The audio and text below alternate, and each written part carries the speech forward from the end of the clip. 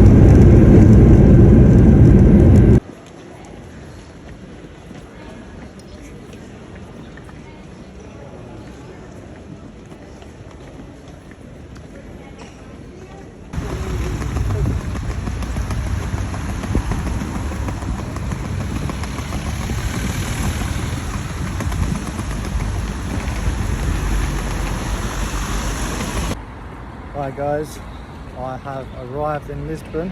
It was a bit delayed because the flights they was running late. There was a few problems in the sky. I think they call it sky traffic or plane traffic or something. I'm just currently now walking to Lisbon train station. I think it's about a 50-minute walk. Weather's pretty gloomy, if I'm honest. It's pretty much exactly the same as the UK, but it's probably about 25 degrees, so it's quite nice. I'm hoping the weather's going to be half decent, because all I've done is packed a load of shorts and t-shirts. I've got one pair of jeans just in case I need them for some reason, but yeah, I didn't really know what to expect. I've only got my bag. It's doing well at the minute. It's really comfy, to be honest. I thought it would have been a bit more difficult than this, but seems to be making light work so far. But I'm going to try and walk as close to the train station as I can, and then maybe find somewhere to have some breakfast or something, because I haven't eaten all morning. And then we'll check in there, and then we'll sort of go into a bit further detail of what I've got planned.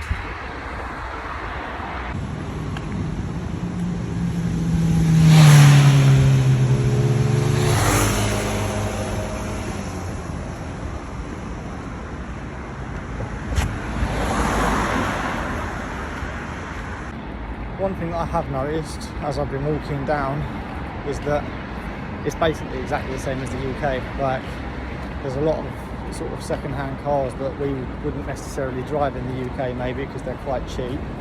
But apart from that, it sort of just looks like a historical version. I'm sort of from the southeast, so we have quite a lot of historical towns and stuff like that, and it just feels very, not old, but it just gives me that old vibe. Like, the stones aren't normal stones like on the pavement. They're like little tiny tiles, but they're not tiles, they're stones, but they look like tiles. There's no tarmac on the paths or anything like that. And another weird thing is that everyone actually sticks to bike lanes and pedestrian lanes. Like, you won't see a scooter on a pedestrian lane, and you won't see a pedestrian walking along a push bike lane. Everyone just sort of sticks to their lanes, and it works really well. But yeah, first sort of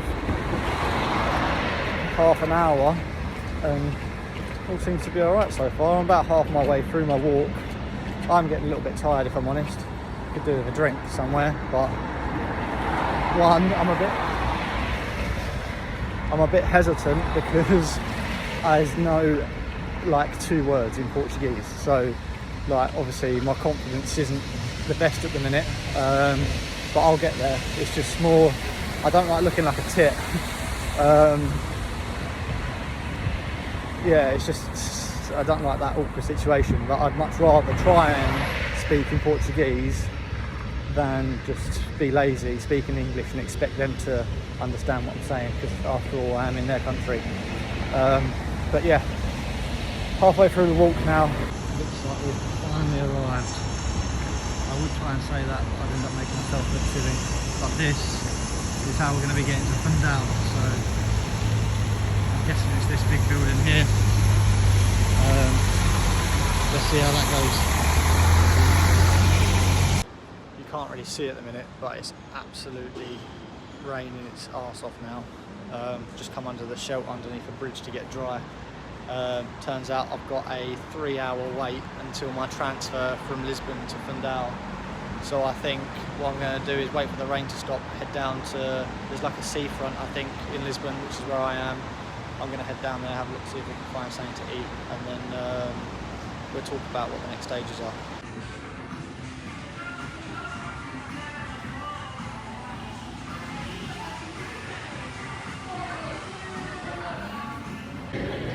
So I managed to find a McDonald's so I could finally get something to eat.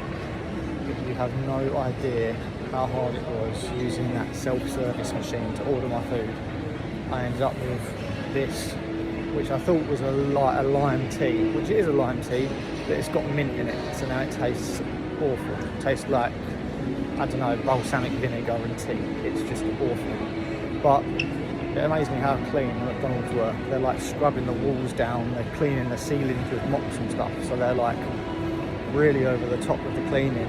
We're currently in this big shopping mall. I don't know if you can see it, but it's got sort of like a H&M and Zara and stuff like that, like a load of girls' shops. There's a Apple store, there's a massive food court where it had like it had Burger King, KFC, McDonald's, Pizza Hut, stuff like that.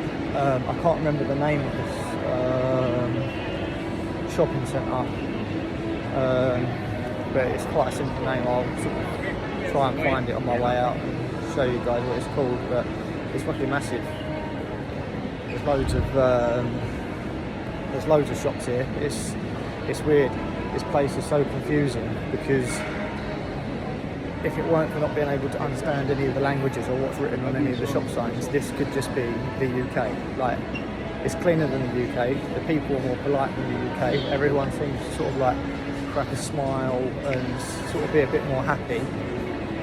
But yeah, so far so good.